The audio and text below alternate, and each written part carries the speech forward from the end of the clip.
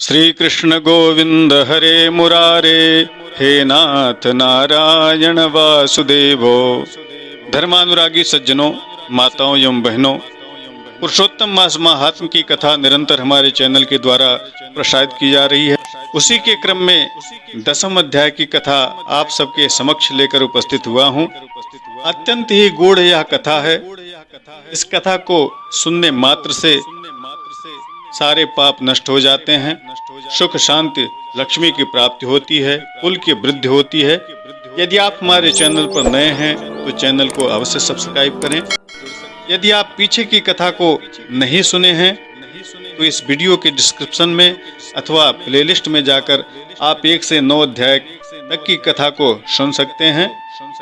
आइए आज 10वें अध्याय की कथा का श्रवण करते हैं। प्रेम से बोलिए वृंदावन बिहारी लाल की जय। अथ 10मोऽध्यायः। किं विचार्य बृहद्धाम परमः कोपो मुनि अब्रवीत् ऋषिकन्यां ता तन्मे ब्रूहि तपोनिधे। सूत उवाचो नारदस्य वचः श्रुत्वा प्रोवाच बदरीपतिः दुर्वासो वचनं गुह्यं सर्वेषां हितकृद्विजाः। नारद जी ने कहा, हे तपोनिधे, परम क्रोधी दुर्वासा मुनि ने विचार करके उस कन्या को क्या उपदेश दिया, वह आप मुझसे कहिए। सूत जी ने कहा कि जिस तरह से भगवान नारायण ने नारद को बताया उस तरह मैं आगे आपको बताता हूँ। मेधावी ऋषि की कन्या के दुख को दूर करने के लिए कृपालु दुर्वासा जी ने जो कुछ कहा वह हम आपसे कहते हैं। दुर्वासा ने कहा, हे बाले, गुप्त से गुप्त उपाय मैं तुम्हें कहता हूँ। यह विषय किसी से भी कहने योग्य नहीं है, तथापि तेरे लिए मैंने यह विचार किया है, उसे मैं विस्तार पूर्वक नहीं संक्षेप में कहता हूँ। हे सुभगे, इस मास से तीसरा मास जो आवेगा वह पुरुषोत्तम मास है। उस मास में तीर्थ में स्नान कर मनुष्य भ्रूण हत्या से छूट जाता है। हे सुंदरी, कार्तिक आदि 12 मासों में इस पुरुषोत्तम मास के बराबर और कोई मास नहीं है। न विस्तरम करिष्यामि समासेन ब्रवीमि ते। इतस्तृतीयः सुभगे मासस्तु पुरुषोत्तमः तस्मिन् स्नातो नरस्तीर्थे मुच्यते भ्रूणहत्यो। एतत्तुल्यो न कोऽप्यन्नः कार्तिकादिषु सुंदरी। जितने भी मास तथा पक्ष और पर्व हैं वे सब पुरुषोत्तम मास की 16वीं कला के बराबर भी नहीं हैं। वेदोक्त साधन और जो परम पद प्राप्ति के साधन हैं वे भी इस मास की 16वीं कला के बराबर नहीं हैं। सर्वे मासास्तथा पक्षा पर्वाण्यन्यानि यानि च पुरुषोत्तम मासस्य कलां नार्हन्ति षोडशीम्। साधनानि समस्तानि निगमोक्तानि यानि च मासस्यैतस्य नार्हन्ति कलामपि च षोडशीम्। 12,000 वर्ष गंगा स्नान करने से जो फल मिलता है और सिंहस्थ गुरु में गोदावरी में एक बार स्नान करने से जो फल मिलता है, हे सुंदरी, वही फल पुरुषोत्तम मास में किसी भी तीर्थ में एक बार स्नान मात्र कर लेने से मिल जाता है। हे बाले, यह मास श्री कृष्ण का अत्यंत प्रिय मास है, यह भगवान का स्मारक है। इस मास में पुरुषोत्तम भगवान की सेवा पूजा करने से समस्त कामनाएं सिद्ध होती हैं। अतः इस पुरुषोत्तम मास का तू शीघ्र व्रत कर। पुरुषोत्तम भगवान की तरह प्रसन्नता पूर्वक मैंने भी इस मास की सेवा की है। एक समय क्रोध से मैंने अम्बरीश राजा को भस्म करने के लिए मैंने कृत्या को भेजा था। हे बाले, तब हरि ने जलता हुआ सुदर्शन चक्र मुझको ही भस्म करने के लिए मेरे पास भेजा।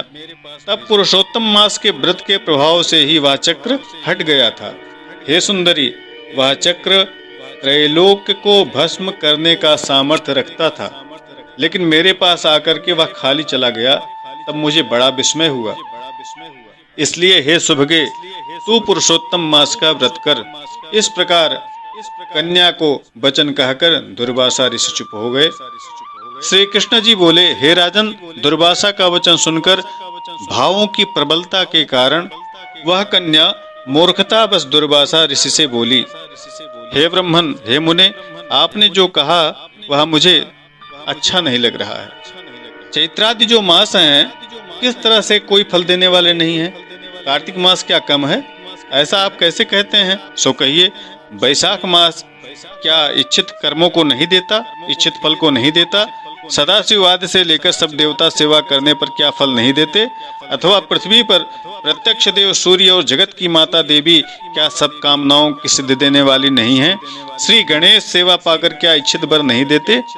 व्यतिपाती आदि योगों को और सर्व आदि देवताओं को भी यह मास तो बड़ा मलिन और सब काम में निंदित है। हे मुने, इसे रवि की संक्रांति से रहित मास को आप श्रेष्ठ कैसे कह रहे हैं? असूर्य संक्रमा श्रेष्ठा क्रियते च कथम मुने, वेदाहम सर्व दुखानां पारदम श्री हरिम परिम। हे मुने, इस रवि की संक्रांति से रहित मास को आप श्रेष्ठ कैसे कह रहे हैं?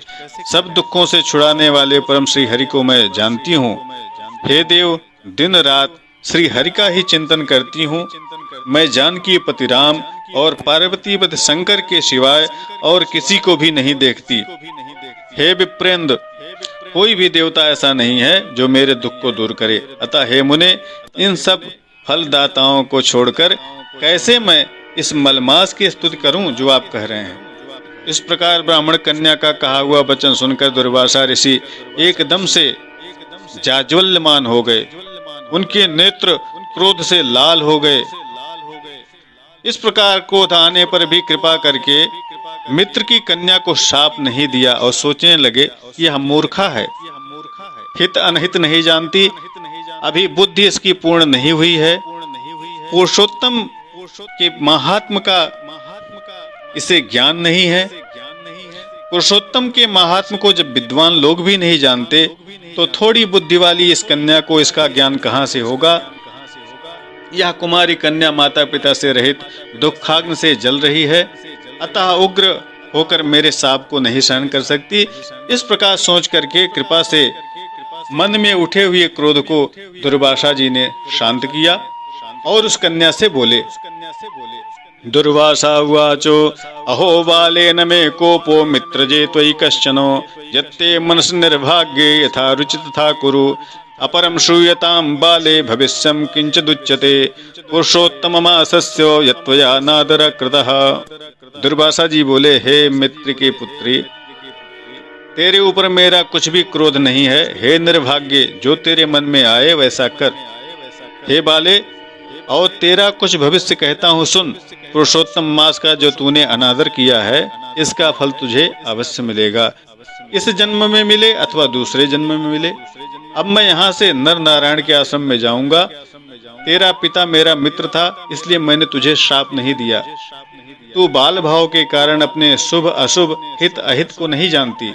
बहुत समय मेरा यहाँ पर व्यतीत हो गया, अब मैं यहाँ से जाता हूँ, तेरा कल्याण हो। श्री कृष्ण भगवान बोले। ऐसा कहकर महाक्रोधी दुर्वासा मुनि शीघ्र ही वहां से चले गए। दुर्वासा ऋषि के जाते ही पुरुषोत्तम की उपेक्षा करने के कारण वह कन्या निष्प्रभा हो गई।